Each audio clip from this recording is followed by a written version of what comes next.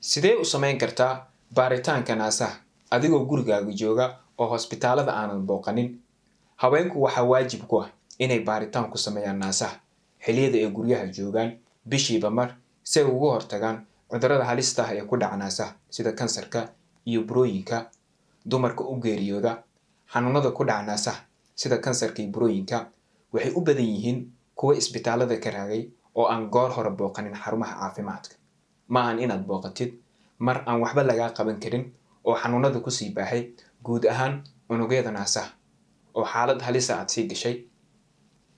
Inaad xilli hore booqatid xarumaha caafimaadka waxay kuu sahlaysaa in cudurkii xilli hore laga hortago ama daaweyntiisii ay sahlnaato.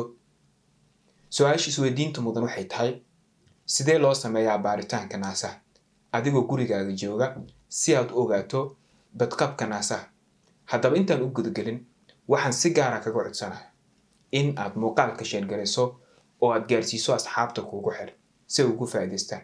Sidoo kale muuqaalka like saar, page-kana follow dheh si ay kuu soo gaaraan talooyinka caafimaad oo aan maalin walba halkan soo geliyo. Sidoo kale xagga hoose ka bax ama mention ku dheh qaar ka mid ah asxaabtaada si ay ugu faa'iidaystaan muuqaalka. Mahadsan. Su'aasha isweydiinta mudan waxay tahay, sidee u samayn kartaa baaritaanka naasaha adigoo gurigaaga jooga oo aan hosbitaalada aanan booqanin? Baaritaanada waxaan u kala saari doonaa 3 qaybood. Waxaan ku hormarayaa qaybta koowaad ee baaritaanka. Waxaad samaynaysaa dhabarka ayaad u seexanaysaa. Deedna barkin ayaad waxa gelinaysaa ama dhiganaysaa ee dhabarka qaybta dambe ku aadka garbaha ayaa dhiganaysaa. Waxaad samaynaysaa gacantaada midig ayaad barkanaysaa. Gacantaada midig markaad barkato adigoo dhabarka u jiifo, gacanta bidix gaar ahaan 3 farood ee sulka ku xiga ayaad waxaad ku qabanaysaa naaska. Markaad saan u saarto, qonyar ayaad ku riixaysaa naaska. Waad ku wareejinaysaa. Markaad ku wareejiso, waxaad dareemaysaa haddii ay jiraan kus ama wax adag oo naaska aad ku aragto. Sidoo kale adigoo sidaas u jiifo gacantaada aad saad u barkan tahay, waxaa loo baahan yahay inaad eegto xagasha u dhaxayso kilkisha iyo naaska. Sida haddii ay jiraan barar, waxaa fiirinaysaa mugga naaska haddii ay jiraan barar ama kus ama wax adag aad ku aragtid naaska. Sidoo kale waxaad samaynaysaa, waxaad barkanaysaa gacantaada bidix ayaa sidoo kale barkanaysaa. Sidoo kale markaad barkatid gacantaada bidix, gacantaada midig gaar ahaan 3 farood ee sulka ku xiga ayaad waxaad ku qabanaysaa naaska bidix. Si tartiib ah ayaad ku wareejinaysaa oo qonyar ah. Waa ku wareejinaysaa adigoo ka eegayo in ay jiraan kus ama wax adag. Waxaan wali ku jiraa qodobkii koowaad ee baaritaanka. Waxaan idiin soo sheegay marka hore inaad dhabarka u seexanaysid, marka xigtana inaad barkin aad dhiganayso ku aadka garbaha oo aad marba dhinac aad baaritaan ku samaynaysid. Marka hore gacantaada midig ayaad barkanaysaa si aad naaska bidix aad baaritaan ugu samayso. Gacanta midig markaad barkatid, waxaad adeegsanaysaa 3 farood ee gacanta bidix sulka. Waxaa loo baahan yahay naasku inaad qonyar aad ku riixdo. Waad ku wareejinaysaa. Saan oo kale loo baahan yahay inaad ku riixdo. Saan oo kale inaad ku wareejisid ayaa loo baahan yahay. Waad riixaysaa qonyar. Haddii ay jiraan, waxaad dareemaysaa haddii ay jiraan barar ama wax adag ama wax kuusan aadan hore uga arki jirin. Haddii ay jiraan inaad eegtid ayaa loo baahan yahay. Sidoo kale kan markaad dhamaysid naaska ee midig markaad dhamaysid, waxaad u gudbaysaa kan bidix. Kan bidix markaad samaynaysid, gacanta bidix ayaad barkanaysaa oo gacanta midig ayaad waxaad ku samaynaysaa markaas baaritaanka ayaad ku samaynaysaa. Meesha waxaa uga baxay qodobkii koowaad. Waxaan u gudgalayaa qodobka labaad ee baaritaanka. Intaas kadib waxaan u gudgalayaa qaybtii labaad ee baaritaanka. Si aad u samaysid qaybta labaad ee baaritaanka, waa inaad hor istaagtaa ama hortagtaa miraayad. Sidoo kale gacmahaagana inaad sii deysid ayaa loo baahan yahay. Maahan inaad isqaloocisid. Waxaa loo baahan yahay inaad si toos ah u istaagto. Markaad istaagto kadib, waxaa loo baahan yahay inaad eegto naasaha haddii ay jiraan barar ama isbeddel xagga mugga oo naaska. Waxaa caadi noqon kara amaba caadi ah dumarka intooda badan lagu arkaa in labadu naas ay kala weyn yihiin amaba ay kala yar yihiin.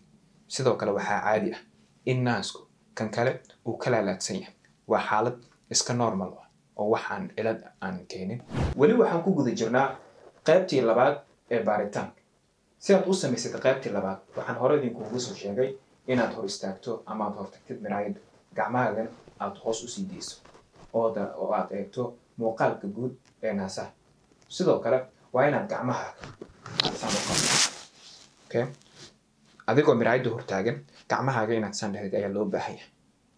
Waxaad eegaysaa muuqaalka guud ee naasaha iyo isbeddelka ku yimaada maqaarka ibta ama guud ahaan naasaha.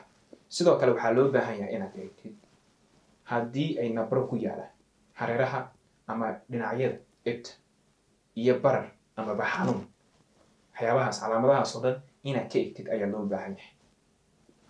Intaas kadib waxaan u gudgalayaa qaybtii saddexaad ee baaritaanka. Si aad u samaysid qaybtii saddexaad ee baaritaanka, waa inaad suulka iyo farta ku xigta aad ku qabataa ibta naaska.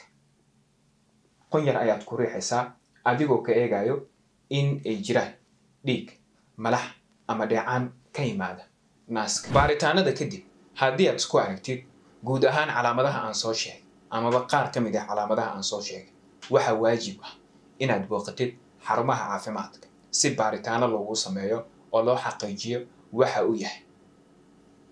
Mar waliba aad aragtid calaamadaha aan soo sheegay, taas micnaheedu maahan inaad qabtid kansarka iyo cudurrada halista ah. Waxay noqon karaan cilado yaryar, maahan ama looma baahna inaad ka walwashid. Laakiin mar walba waxaa wanaagsan inaad baaritaanka samaysid oo xaqiijisid waxa jira. Sidoo kale ogsoonow, baaritaanada ha sameynin xilliyada dhiigga uu ku joogo ama carruurta aad nuujinaysid ama xilliyada uurka aad leedahay. Saddexdaas waqti naasuhu waxaa ku yimaada isbeddelo dabiici ah oo ma ogaan kartid. Maxaa yeelay xilliga dhiigga uu soo dhab yahay ama dhiigga uu joogo habeenayda ama inanta ama hooyada uurka leedahay, naasuhu barar ku yimaada ama isbeddelay aan ku yimaada. Waa xaalad dabiici ah. Saddexdaas waqti inaad samaysid looma baahna. Waxaa wanaagsan 3 ilaa 7 cisho kadib markaad dhiigga ka meeritid inaad samaysid baaritaanada. Fadlan ku dadaal daryeelka caafimaadkaaga. Ka hortagu wuxuu ka wanaagsan yahay daaweynta. Mar walba aad xilli hore booqatid xarumaha caafimaadka, waxaa kuu sahlnaan doono baaritaanada ama daaweynta cudurka. Intaasayna kusoo gabagabeynahay. Fadlan ha iloobin inaad muuqaalka share garayso oo aad gaarsiiso asxaabta kugu xiran si ay ugu faa'iidaystaan. Sidoo kale muuqaalka like saar, page-kana follow dheh si ay kuu soo gaaraan talooyinka caafimaad oo aan maalin walba halkan soo geliyo. Sidoo kale xagga hoose ka bax qaar ka mid ah asxaabta si ay ugu faa'iidaystaan. Wassalaamu calaykum ورحمة الله تعالى